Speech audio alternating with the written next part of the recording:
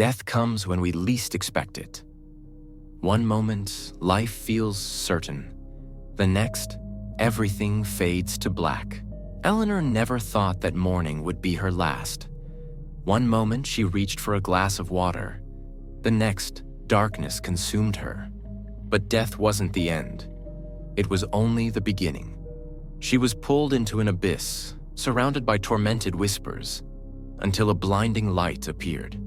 What she saw next, what Jesus revealed, was a warning for us all. This is her story, and this is your choice. My name is Eleanor. For most of my life, I devoted myself entirely to God. I had taken my vows as a nun at a young age, dedicating my days to prayer, service, and solitude. The outside world moved at a frantic pace, but inside the quiet walls of our convent, time seemed to stand still. I was content with my simple existence, caring for the sick, feeding the hungry, and praying for those who had lost their way. I had never questioned my purpose. I believed with all my heart that God had placed me exactly where I needed to be. My life was not filled with wealth or recognition, but I found peace in knowing I was serving Him. But everything changed that morning. For several days, I had felt unusually weak. My body was heavy, my breath short, but I ignored it. I assumed it was exhaustion from fasting and the long hours spent in prayer. I had lived a disciplined life, often pushing myself beyond my limits in my devotion to God. I believed He would sustain me as He always had. That morning, I woke before dawn, as I had done for years. Rain tapped softly against the window of my small room, the air inside damp and cool. I reached for my Bible, but my hands trembled. An odd numbness spread through my fingers. I shook it off and stood, but my legs wobbled beneath me. Something was wrong. I told myself I just needed water, a moment to gather my strength. But as I reached for the glass on my bedside table, my vision blurred. The room seemed to tilt, my chest tightened, and a crushing weight bore down on me. My breath became shallow. The glass slipped from my grasp, shattering on the floor. I tried to steady myself, gripping the edge of the wooden table, but my legs gave out beneath me. The last thing I remembered was the cold stone floor meeting my body, the distant sound of footsteps rushing toward my door, and a voice, urgent, desperate, calling my name. Then nothing, and darkness. But this was not the kind of darkness one experiences when closing their eyes at night. It was deeper, it was endless, and it was alive. There was no pain, no sound, no weight, just an overwhelming stillness. For a moment, I thought I was dreaming, trapped between sleep and waking. But then I became aware of something horrifying. I was outside of my body. I saw myself lying motionless on the cold floor, my gray robe spread around me. My face was pale, my lips slightly parted, as if I had tried to speak before collapsing. My chest did not rise or fall. I was utterly still. Then I heard it, the frantic voice of Sister Margaret, my closest companion in the convent. "Oh Lord, someone help her," she cried, her voice thick with panic. She stood in the doorway, her face pale, her hands trembling as she fumbled for the phone. I should have felt something, panic, urgency, desperation to reach out and tell her I was still here, but I didn't. Instead, a strange detachment settled over me. It was as if I were watching a scene from someone else's life. Before I could even process what was happening, something unseen gripped me. It wasn't hands, but a force, an invisible current tugging at the core of my being. I rose effortlessly, weightless, as though gravity no longer had a hold on me. My small room, the shattered glass, Margaret's cries, they all faded beneath me. I was being pulled into something vast and unknown. Then the world I had known disappeared completely. And the whispers began. The whispers surrounded me, soft at first, like distant cries carried by the wind, but they grew louder, overlapping, urgent. Some voices wept in sorrow, others screamed in anger, and some whispered in despair. Their pain seeped into the very air around me, thick and suffocating. I wanted to turn, to see where they were coming from, but I had no form, no body, no way to move. Then I felt it, a presence, immense, overwhelming. It watched me, though I could see nothing in the suffocating darkness. A terrible realization gripped me. Was I in hell? I had spent my life in prayer, in devotion to God, and yet I was here. Why? Had I failed? Had I been judged unworthy? Fear slithered through me like ice. The darkness seemed to respond, tightening around me, pulling me deeper, and then I saw it. A light. Faint at first, no larger than a distant star, but it pierced the void with an intensity that made the shadows recoil. The voices faltered. The suffocating presence hesitated. The light grew, expanding outward, spilling warmth over me like a wave of golden fire. The darkness screamed. Chains I hadn't realized were holding me snapped apart, and in that moment I knew I was being rescued. The light engulfed me, burning away the cold, the despair, the fear. I felt something breaking free inside me. Something I hadn't known was bound. The sorrowful whispers faded, replaced by profound stillness. And then I saw him. At first, he was only a figure in the distance, standing at the center of the radiant glow. But as he drew closer, I felt something indescribable, an overwhelming presence, powerful yet tender, fierce yet gentle.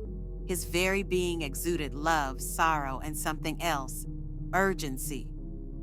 I recognized him instantly, not as a man, not as a teacher, but as the Alpha and the Omega, the living God. Jesus! The moment I saw him, I fell to my knees, not because I chose to, but because I could do nothing else in his presence. His eyes held the weight of eternity, yet they overflowed with compassion as he looked at me. My past, my prayers, my sacrifices, everything I had ever known felt like nothing before the vastness of his glory. I could not speak, but I didn't need to. He knew everything. Finally, he extended his hand. His voice was both gentle and unshakable, resonating deep within my soul. You must see. At his words, the light around us shifted. The warmth dimmed. The divine stillness gave way to something new. And suddenly, I was no longer standing before him. I was somewhere else. Somewhere that would change everything. The world around me transformed in an instant. The radiant glow of Jesus' presence faded, and I found myself standing in a place unlike anything I had ever seen. It was a city, vast, gleaming, stretching endlessly in all directions. Towering buildings of metal and glass loomed above, their surfaces smooth and unblemished. Neon lights flickered across digital billboards, flashing messages in a language I did not recognize. The air hummed with an eerie silence, as if the city itself was alive, watching. At first, I thought it was a glimpse of some utopia. Everything was clean, orderly. The streets were wide, efficient, yet something was terribly wrong. The people moved in perfect synchronization, their faces blank, their eyes devoid of emotion. They did not laugh, did not speak to one another. Their expressions were hollow, lifeless, as if they were merely going through the motions of existence. Then I saw it, the mark. It was small, barely noticeable, but it was there, a glowing insignia on the right hand or forehead of every person. It pulsed faintly, embedded beneath the skin, like a brand of ownership. I watched as people approached glowing kiosks, pressing their hands against the scanners to enter buildings, buy food, or board transportation. No one questioned it. No one hesitated. It was as natural to them as breathing. But then I noticed something chilling. A man, ordinary in every way, stood at a shop entrance, reaching for his wallet. But when he went to pay, the scanner flashed red. He had no mark. Instantly, the cashier's face changed, cold, distant. A moment ago, she had been polite, indifferent even. Now she looked at him as if he were nothing, a ghost. "You need to leave," she said flatly. The man's face paled. "Please, I just need food for my family. I have money." The cashier didn't even respond. A second later, 2 uniformed men appeared from nowhere, gripping the man's arms. He struggled. "No, wait, please, I have children." But no one reacted. The people waiting in line simply watched, unaffected, as he was dragged away. Some didn't even glance in his direction. It was as if he had ceased to exist. I turned to Jesus, my heart pounding. "What is this place?" His voice was heavy, sorrowful. "The future?" My breath caught. "The future of what?" He looked at me, his eyes filled with both love and grief. A world that has accepted the mark. The scene shifted again. I now stood in a different part of the city, where screens flickered with messages of unity, security, and progress. The world had moved forward, it claimed. There was no crime, no poverty, no war. But the cost was horrifying. Those who had taken the mark were no longer themselves. I watched a mother pass by a small child, huddled in the corner of an alley. He looked up at her, his face streaked with dirt, his tiny hands reaching out. "Mama," he whispered. But she did not stop. She did not even look at him. She had taken the mark. Her love, her very soul was gone. The realization hit me like ice. The mark wasn't just a tool of control. It changed people. It stole something vital, something eternal. Those who took it had surrendered more than their freedom. They had surrendered their souls. And yet, they had not been forced. They took it willingly. Jesus said, his voice filled with sorrow. They embraced it out of fear. Fear of hunger, fear of rejection, fear of losing their place in the world. The words shook me. This wasn't a world ruled by violence. It was a world ruled by fear. I turned to see another part of the city, a vast arena where crowds gathered, cheering. At the center, a platform rose, and a man in tattered clothes was brought forward. He had no mark. A voice boomed from the screens, "An enemy of progress." The crowd roared in approval. I saw the fear in the man's eyes as guards flanked him, but what stunned me most was the people surrounding him. They weren't soldiers, they weren't government enforcers. They were neighbors, friends, even family. Their own will turned against them. Jesus whispered. The vision shifted again. I was now outside the city, in a desolate wasteland. Small groups of people, men, women, children, huddled in hidden places.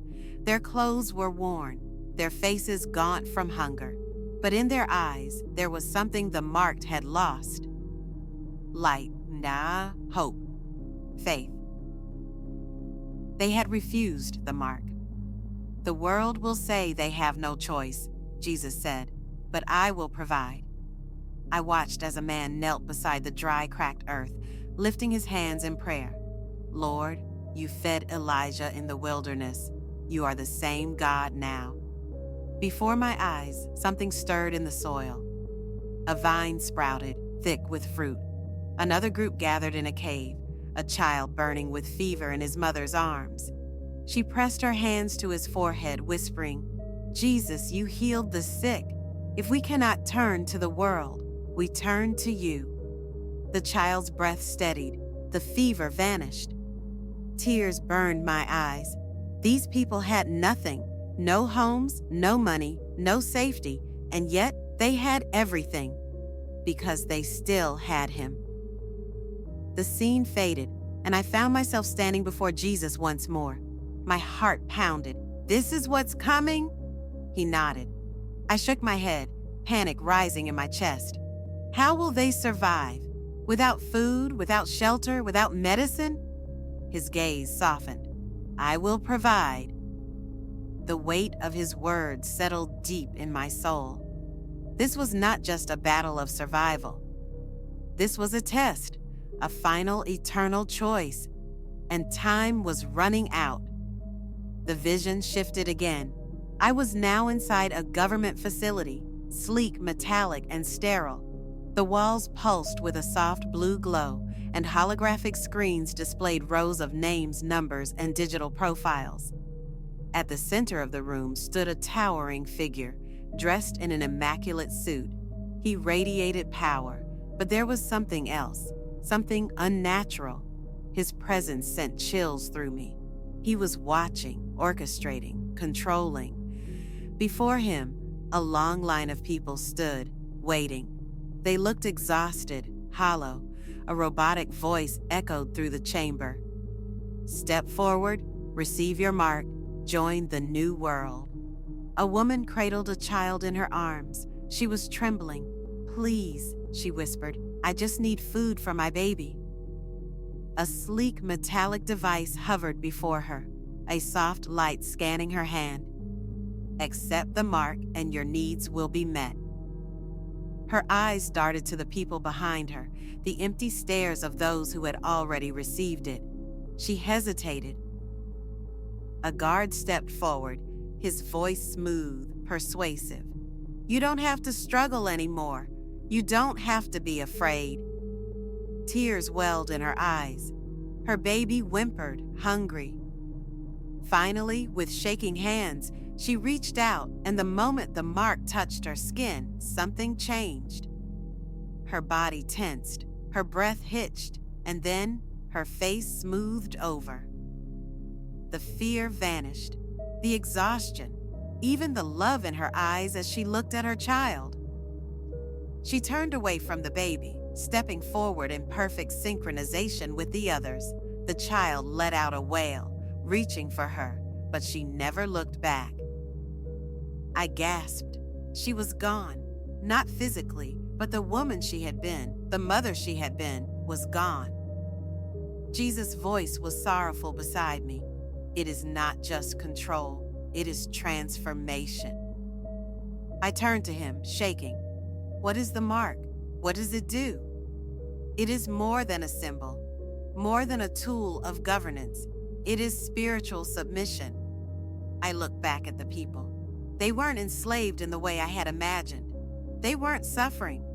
They were content, compliant, stripped of will, of love, of humanity. They had chosen this. And those who refused, they were erased, their names deleted from the system, their homes taken, their existence wiped away. No access to food, water, medical care, ghosts in a world that no longer recognized them. I saw a man at a hospital pleading for medicine for his wife. A nurse shook her head. No mark, no treatment. A family standing outside their home, their belongings scattered on the street. No mark, no housing. A man holding out cash at a market, only to be ignored as if he weren't even there. No mark, no life. The world called it progress, but I saw the truth. It was a separation, and the choice was final. The vision shifted again. I now stood on a quiet suburban street. It could have been anywhere. Small homes lined with tidy lawns, a gentle breeze rustling the trees. For a moment, it looked peaceful, ordinary, but something was terribly wrong. A woman stood outside her house, clutching a small suitcase in her hands. Her face was streaked with tears.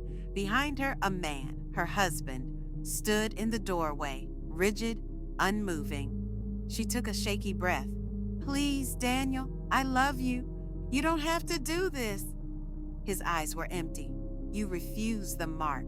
You refuse the future. I can't protect you anymore." She took a step toward him. "You don't have to protect me. Just come with me."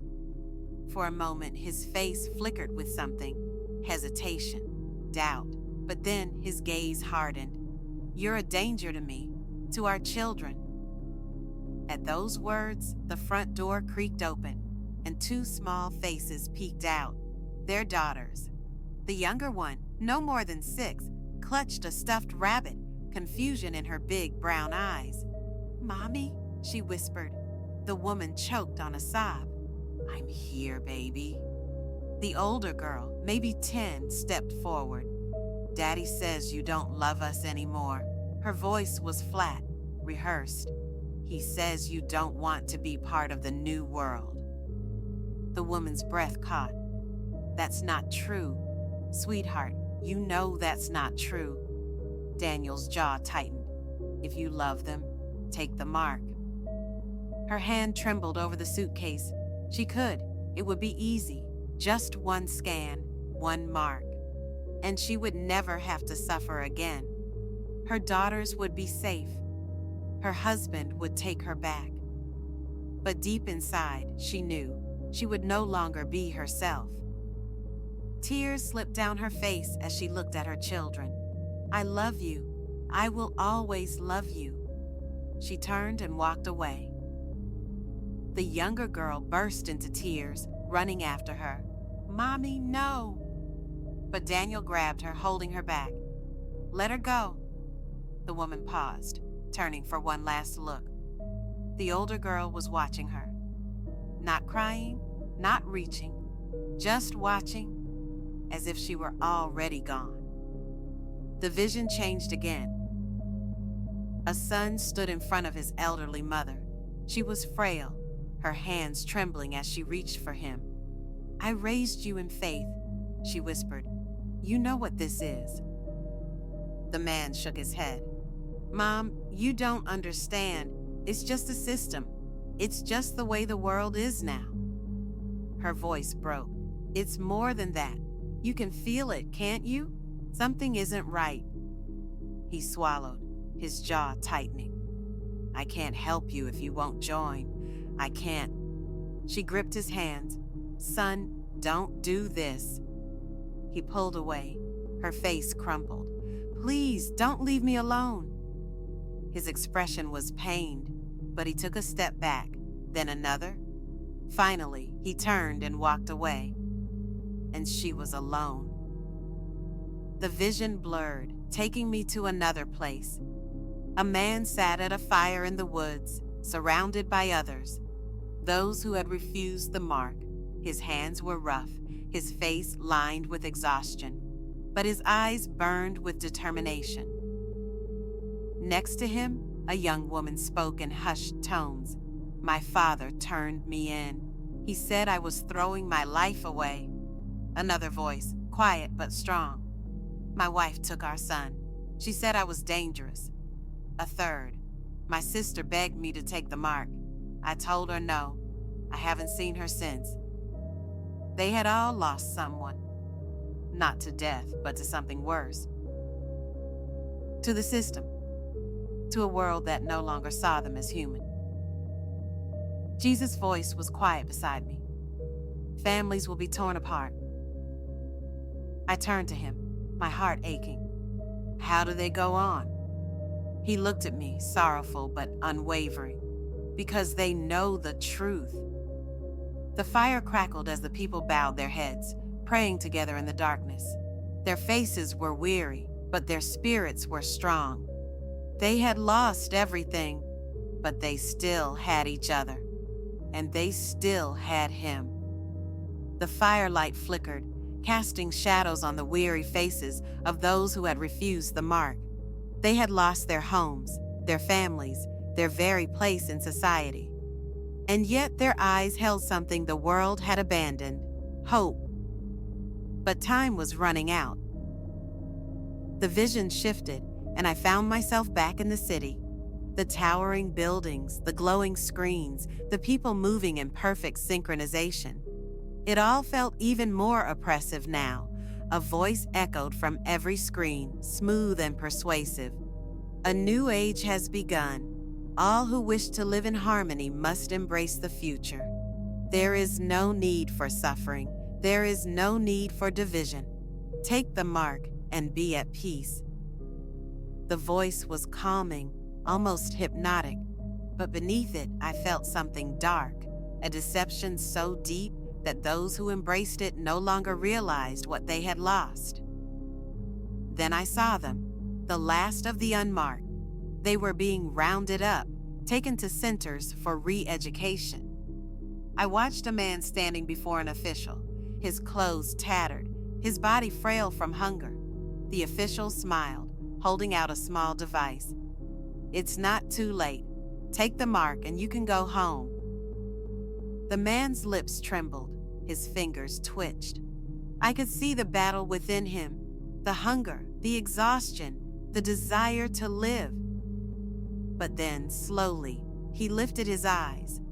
No. The official's smile faded. "You're making this harder than it needs to be." The man took a deep breath. "My life is not my own." A moment of silence. Then the guard stepped forward. The vision blurred, and I was standing before Jesus once more. His gaze was heavy with sorrow, but also with determination. "It has already begun," he said. My heart pounded. Then how do they survive? How do they resist? His voice was both thunderous and filled with love. "Tell them." The weight of his words settled deep into my soul. "Warn them, prepare them. The time is short." The world would tell them they had no choice, but he would provide, and soon he would return. A force stronger than anything I had ever known pulled me backward. The vision shattered, and I was falling, rushing through layers of light and darkness, tumbling towards something heavy, something human. Pain. A sharp gasp tore through my lungs as air flooded them. My chest ached, my limbs trembled. I was back. The world around me swam in and out of focus. A voice, urgent, desperate, called my name. "Eleanor? Oh, thank God, stay with me." It was Sister Margaret. Her hands gripped mine, her face streaked with tears. I tried to speak, but I was too weak. Yet inside me, I knew why I had returned. To warn them. To warn you. The world is changing. The choice is coming. And it is not just about survival. It is about eternity. I have seen what happens to those who surrender. And I have seen those who stand firm. Jesus is coming soon. And when the time arrives, there will be no middle ground. Only a choice. Will you stand firm or will you surrender? The time to choose is now.